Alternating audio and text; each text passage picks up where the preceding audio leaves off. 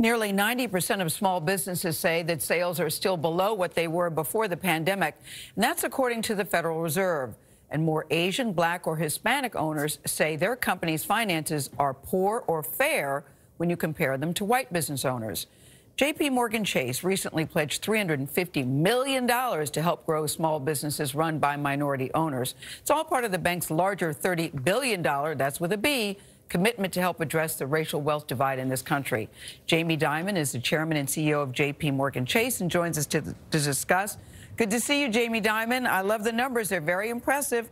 $350 million. Good to see you. $30 billion. And now this new commitment includes $40 million for your Entrepreneurs of Color Fund. First, start us off by telling us why this initiative is important to you personally. Yeah, so Gayle, welcome. Thrilled to be here.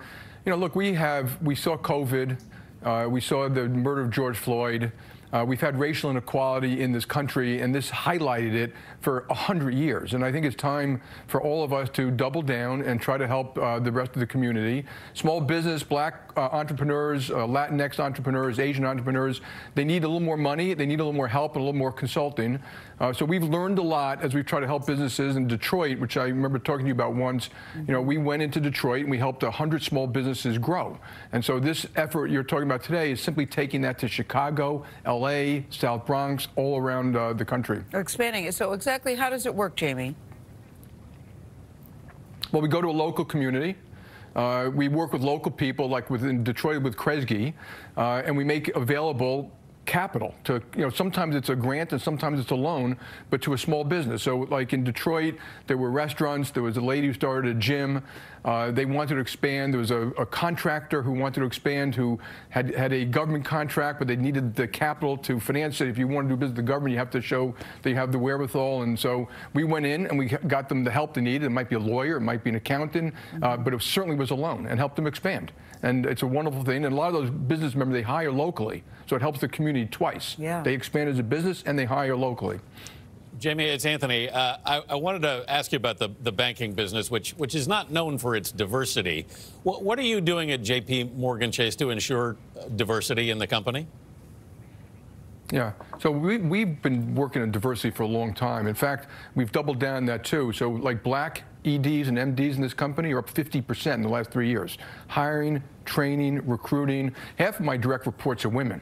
And we just had a woman who was a fabulous woman who was running our whole retail system, was part of my management committee, who just left to run another company. But we're doing everything we can at this company to help the Black community. You were part of a group of business leaders that met with President Biden, Vice President Harris, and Treasury Secretary Yellen recently. Did you talk about the Democrats' $1.9 trillion stimulus bill, and how do you feel about it? Do you think it's enough? Do you think it's too much? Yeah, so we did. So first of all, I was grateful the president and the vice president had us in.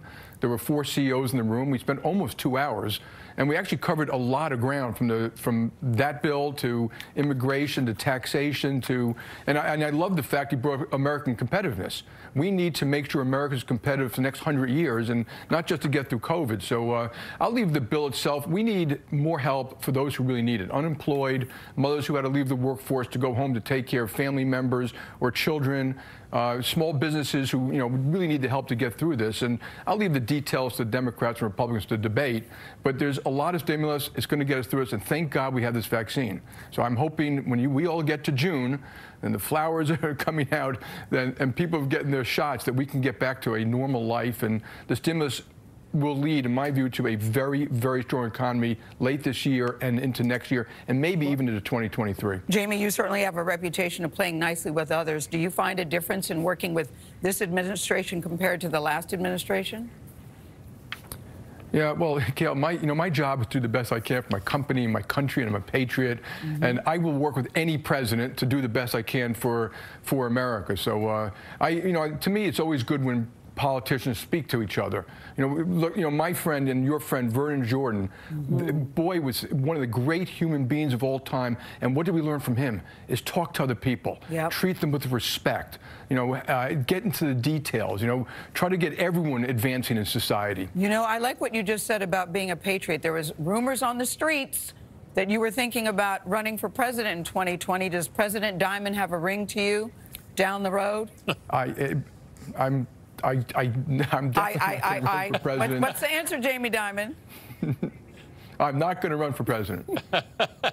Well, that's emphatic. Jamie Dimon, thank you very much for joining us this morning. Thank you, Jamie Dimon.